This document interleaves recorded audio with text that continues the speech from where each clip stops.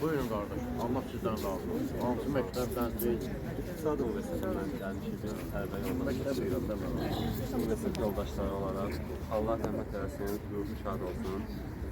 Qəliyə dair iradə xala, sizlərə də Allahdan uzun ömür, can sağlığı arzu edirəm. Biz bu günləri universitet yoldaşları olaraq bu ziyarətə gəlib iştirak edirik. Bizim həm mənəvi, həm də insanlıq borcumuzdur. Həqiqətən də ümumiyyətlə bizim Əbiliyin və digər şəhidlərimizin də göstərdikləri igidlik və qəhrəmanlıq biz gənclər üçün bir örnəkdir. Biz də Allahdan rəhmət arzulayıram, ruhu şad olsun. Sən universitetin gəlsə də qohumuzdur. Təhsil alır.